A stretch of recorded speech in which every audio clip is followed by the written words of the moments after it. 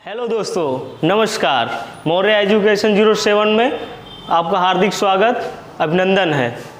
तो दोस्तों, हम लोगों ने कल की क्लास में पौधों का वर्गीकरण पढ़ के समाप्त किया था और बताया था कि पौधों का वर्गीकरण 1883 ईस्वी में एक्लर तथा एग्लर नामक वैज्ञानिक ने किया था। बच्चों, एग्लर तथा एग्लर नामक वैज्ञानिक ने इसको दो भागों में बांटा था। बच्चों बताए थे, एक था क्रिप्टोगैम्स, एक था फिंड्रोगैम्स। ठीक है, और ये भी बताया था कि क्रिप्टोगैम्स के अंतर्गत इसको निम्नलिखित 3 उपवर्गों में बांटा गया है। नंबर 1 था थैलोफाइटा, नंबर 2 था ब्रायोफाइटा, नंबर 3 था बच्चों टेरिडोफाइटा। ठीक है, और ये फिंड्रोगैम्स के अंतर्गत बच्चों बताए थे आपको हम, ये निम्नलिखित 2 उपवर्गों में बांटा गया है। Number 1 gymnosperm, number 2 angiosperm. ठीक है, और बच्चों ये बताए थे हम जो क्रिप्टोगैम्स के अंतर्गत इसको जो निम्नलिखित 3 उपवर्गों में बांटा गया। तो ऐसे पौधों में बच्चों पुष्प एवं बीज क्या होते हैं बच्चों? अनुपस्थित होते हैं, और इसमें पुष्प एवं बीज क्या होते हैं बच्चों? उपस्थित होते हैं। ये सब कुछ हम लोगों ने पढ़ के समाप्त किया था, और ये भी आपको बताया था थैलोफाइटा के अंतर्गत क्या होता है, इस अंतर्गत क्या होता है। आशा करते हैं आप लोगों को समझ में आया होगा। बच्चों, आज हम लोग थैलोफाइटा के अंतर्गत जो है एक इसको पढ़ के समाप्त किए थे। आज हम लोग एक नया टॉपिक शुरू करेंगे बच्चों, सूक्ष्म जीवों की दुनिया। सूक्ष्म जीवों की दुनिया, जिसके अंतर्गत बच्चों इसमें हम लोग पढ़ेंगे कवक के विषय में पूरी जानकारी लेंगे, शैवाल के विषय में पूरी जानकारी लेंगे, और जीवाणु के विषय में पूरी जानकारी लेंगे। कवक, शैवाल, जीवाणु और लाइकेन, इन सब के विषय में हम लोग बच्चों क्या करेंगे? विस्तार से पढ़ेंगे। तो बच्चों, आज की हेडिंग जो है आप लोग बना लीजिए, जीवाणु। इसको इंग्लिश में क्या कहते हैं बच्चों? बैक्टीरिया। इसको इंग्लिश में क्या कहते हैं? बैक्टीरिया। तो बच्चों, सबसे पहले हम लोग थोड़ा सा इसके विषय में जानकारी लेंगे, फिर उसके बाद इसको एक चित्र के माध्यम से हम लोग जो है पढ़ेंगे, समझेंगे। तो बच्चों, जीवाणु का अध्ययन बच्चों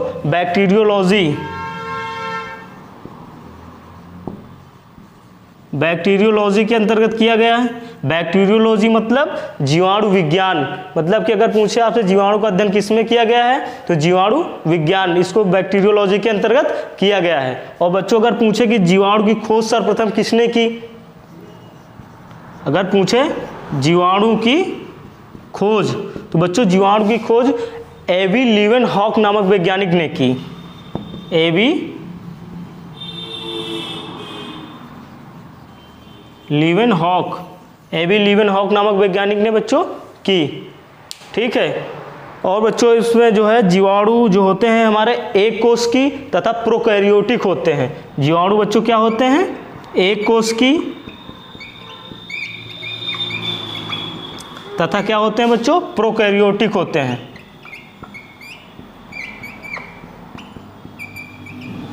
और बच्चों प्रोकैरियोटिक मतलब कि प्रोकैरियोटिक कोशिकाएं वे होती हैं जिसमें जो होता है हमारा केंद्रक जो होता है वो अल्प विकसित होता है।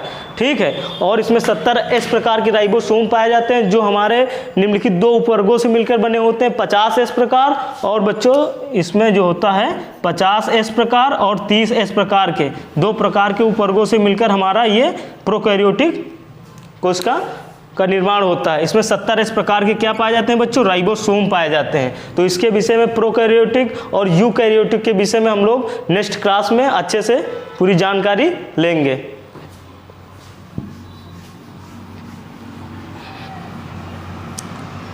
बच्चों, जीवाणु जो होता है ये हमारा जो होता है ये बच्चों परपोषी होता है। क्या होता है?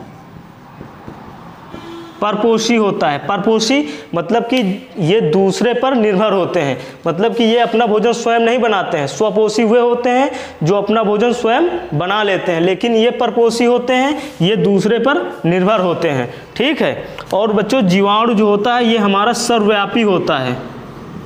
बच्चों सर्वव्यापी मतलब का मतलब ये हुआ कि जीवाणु जो हो हर जगह, मतलब कि ये जल में भी पाया जा सकता है, ठीक है, जल में, मिट्टी में और वायु में। सर्वव्यापी मतलब कि ये हर जगह लगभग जीवाणु हमारा जो है पाया जाता है। तो बच्चों इसका नेक्स्ट पॉइंट हम लोग पढ़ेंगे जो वेरी मोस्ट इम्पोर्टेंट है।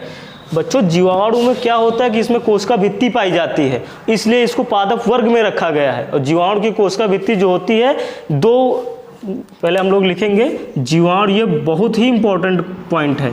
जीवाणु में क्या पाया जाता है बच्चों? कोशिका भित्ति पाई जाती है, ठीक है। जीवाणु में कोशिका भित्ति क्या होती है बच्चों? पाई जाती है। और जीवाणु में कोशिका भित्ति पाई जाती है, और जीवाणु की कोशिका भित्ति जो होती है, म्यूकोपेप्टाइड एंड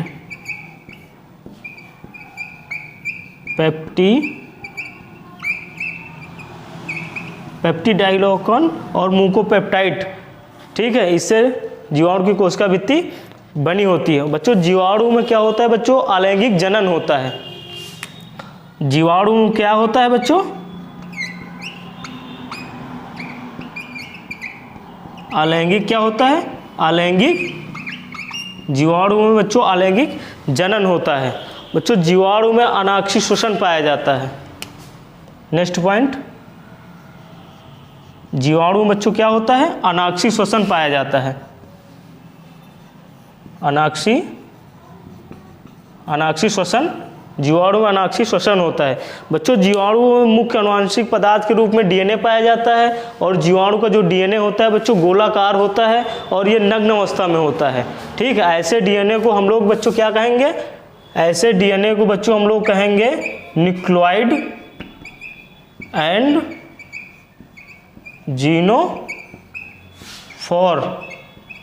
बच्चों जीवाणु में क्या होता है कि जीवाणु में डीएनए पाया जाता है, और जीवाणु का डीएनए गोलाकार होता है, और ऐसे डीएनए जो होते हैं इसको हम लोग कहेंगे न्यूक्लियोइड एंड जीनोफॉर्म, ठीक है। तो बच्चों अब हम लोग जो है एक चित्र के माध्यम से इसका पूरा जो है विस्तार से हम आपको बताने की कोशिश करेंगे। अगर आपको चित्र समझ में आ गया तो 90% पूरी जानकारी चित्र के माध्यम से, जो भी ये इतना सब कुछ लिखे हैं हम, ये कुछ आपको समझने, बस चित्र आप समझ लीजिए, पूरा आपको मज़ा आ जाएगा। ओके, तो बच्चों अब हम लोग जो है जीवाणु की संरचना, इसको हम समझाएंगे। आप अगर इसको समझ लेंगे तो 90% जो है इसका पूरा विस्तार आपको समझ में आ जाएगा। तो बच्चों ये जो है त्रिस्तरीय होता है। क्या होता है? त्रिस्तरीय होता है। बच्चों इसमें जो है जो सबसे आउटर जो होती है ये लेयर, इसको बच्चों कहते हैं कैप्सूल स्लिम लेयर, ये होता है आउटर। ये हमारा, इसको हम लोग कह सकते हैं इसको संरचनात्मक तथा क्रियात्मक, इसको हम कह सकते हैं, ठीक है। और बच्चों ये जो दूसरी लेयर होती है ये थोड़ा सा मोटी होती है, ये हमारी जो होती है मोटी होती है ये इससे, ठीक है। और इसको हम लोग कहते हैं सेल वॉल, मतलब कि कोशिका भित्ति। अभी आपको हम बताए थे कोशिका, जीवाणु में कोशिका भित्ति पाई जाती है, इसलिए जीवाणु को जो है पादप वर्ग में रखा गया है। और जीवाणु की कोशिका भित्ति जो होती है म्यूकोपेप्टाइड तथा पेप्टिडाइलोकन नामक से बनी होती है। बच्चों जीवाणु में जो होता है डीएनए पाया जाता है, और डीएनए जो होता है हमारा नग्न अवस्था में होता है, मतलब कि जैसे कि ये डीएनए की संरचना है, ठीक है। तो इसमें जो चारों तरफ ये आवरण होता है ये हमारा प्रोटीन का आवरण होता है, ठीक है। तो बच्चों इसमें ये आवरण जो है नहीं पाया जाता है, इसलिए जो है इसे नग्न अवस्था में कहते हैं। और जीवाणु का डीएनए जो होता है बच्चों गोलाकार होता है, ये न्यूक्लियोटाइड तथा जीनोफॉर्म से निर्मित होता है। बच्चों ये जो होता है मुख्य आनुवंशिक पदार्थ होता है। और बच्चों इसमें जो है एक प्लाज्मिड में पाया जाता है जो अतिरिक्त आनुवंशिक के रूप में कार्य करता है। और बच्चों इसमें एक ये छल्लानुमा ये आकृति पाई जाती है जिसे मीसोसोम कहते हैं। ठीक है, ये श्वसन में सहायक होती है। अगर बच्चों क्वेश्चन पूछा जाए कि जीवाणुओं में श्वसन में सहायक कौन सा अंग होता है, तो बच्चों कौन सा होता है? मीसोसोम होता है। अगर पूछा जाए कि जीवाणुओं में अतिरिक्त आनुवंशिक पदार्थ के रूप में क्या पाया जाता है, तो बच्चों प्लाज्मिड में पाया जाता है। अगर पूछा जाए जीवाणु का जो डीएनए होता है कैसा होता है? गोलाकार होता है। अगर पूछा जाए कि मुख्य आनुवंशिक पदार्थ के रूप में जीवाणु में क्या पाया जाता है, तो ये डीएनए पाया जाता है। बच्चों ये हमारा होता है कसाब, जिसको हम इंग्लिश में कहते हैं फ्लैजिला। इसका बच्चों कार्य क्या होता है? गमन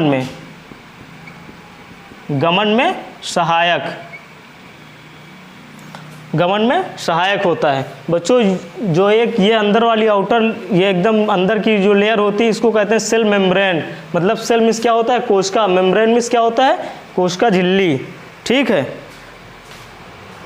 तो बच्चों एक बार इसको हम फिर से समझाएंगे। बच्चों ये त्रिस्तरीय होता है, जो एकदम बाहर आउटर लेयर होती है इसे कैप्सूल लेयर कहते हैं। जो इसके अंदर होती है थोड़ा सा मोटी लेयर होती है जिसे सेल वॉल कहते हैं, कोशिका भित्ति कहते हैं। जीवाणु की कोशिका भित्ति मुकोपेप्टाइड तथा पेप्टिडाइलोगन नामक से बनी होती है। बच्चों फिर ये जो अंदर की लेयर होती है इसे सेल मेम्ब्रेन कहते हैं। और बच्चों इसमें एक ये कसाब होता है जिसे इंग्लिश में कहते हैं फ्लैजिला, और ये गमन में सहायक होता है। बच्चों इसमें डीएनए पाया जाता है। जो डीएनए जो होता है ये गोलाकार पाया जाता है, जो न्यूक्लियोटाइड तथा जिर्नोफॉर्म से निर्मित होता है। बच्चों इसमें एक जो है ये जो है 70 मतलब कि 70 इस प्रकार का इसमें ये प्रोकैरियोटिक पाया जाता है। ठीक है, जिसे हम बताए थे ये निम्नलिखित दो उपवर्गों से मिलकर बना होता है, 50S तथा 30S। ठीक है, तो बच्चों आशा करते हैं आप लोगों को समझ में आया होगा। अब हम लोग जो है जीवाणु से होने वाले कौन कौन से रोग हैं उसके विषय में ट्रिक के माध्यम से समझाएंगे आप लोगों को। पंडित का टिक न्यू है बेटी रिया। बच्चों पंडित का टिक न्यू है बेटी रिया। बेटी रिया से बच्चों हम लोग क्या करेंगे? बैक्टीरिया मीन्स मतलब जीवाणु। तो अब लोग हम कंफ्यूज नहीं होंगे, ये तो टिक सबको याद रहेगी कि पंडित का टिक न्यू है बेटी रिया। लेकिन अब हम कंफ्यूज हो जाएंगे कि यार ये जीवाणु से होता है कि शैवाल से होता है कि कवक से होता है। तो बच्चों इससे पास से हमारा हो जाएगा प्लेग, ये जीवाणु से होता है। ठीक है, डी से हमारा हो जाएगा डिप्थीरिया,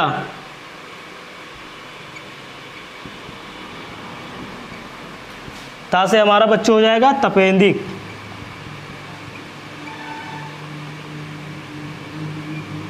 का से बच्चों हमारा हो जाएगा काली खांसी, और बच्चों टी से हमारा हो जाएगा टिटनेस, और एक टी से हमारा हो जाएगा प्लस टाइफाइड, का से बच्चों हमारा हो जाएगा कुष्ठ रोग, और बच्चों न्यू से इससे हो जाएगा हमारा यहाँ लिखे दे रहे हैं न्यूमोनिया, और हा से हमारा बच्चों क्या हो जाएगा? हैजा। ठीक है, और बैक्टीरिया से हो जाएगा हमारा बैक्टीरिया मतलब जीवाणु से। बच्चों एक नंबर पक्का हर एग्जाम में पूछा जाता है, आपसे पूछेगा कि प्लेग नामक जो रोग होता है जीवाणु से होता है, शैवाल से, कवक से, किससे होता है? बच्चों ये पास हमारा हो जाएगा प्लेग, ये जीवाणु से होता है। डिप्थीरिया अगर पूछे तो ये भी जीवाणु से होता है। तपेंदिक अगर पूछे ये भी जीवाणु से होता है। का से हमारा हो गया क्या हो गया बच्चों? काली खांसी, ये भी जीवाणु से होने वाला रोग है। टा से बच्चों हमारा क्या हो जाएगा? टिटनेस प्लस टाइफाइड, ये दोनों जो होते हैं हमारे जीवाणु से होते हैं। का से हमारा हो जाएगा बच्चों क्या? कुष्ठ रोग, ये भी जीवाणु से होता है। और न्यू से हो जाएगा बच्चों हमारा क्या? निमोनिया। एग्जाम में पूछेगा कि निमोनिया रोग किससे होता है, तो आप लोग क्या बताएंगे? जीवाणु से होता है। बच्चों हा से हो जाएगा हैजा, अगर पूछेगा एग्जाम में हैजा किससे होता है तो जीवाणु से जीवाणु से होने वाला रोग है। और बैक्टीरिया से बच्चों क्या हो जाएगा? बैक्टीरिया मतलब कि जीवाणु से होने वाले रोग। तो आशा करते हैं आप लोगों को अच्छे से समझ में आया होगा। और बच्चों कल की क्लास में हम लोग कवक के विषय में पढ़ेंगे। तो आज की क्लास हम यहीं पे रोकते हैं। थैंक यू, धन्यवाद।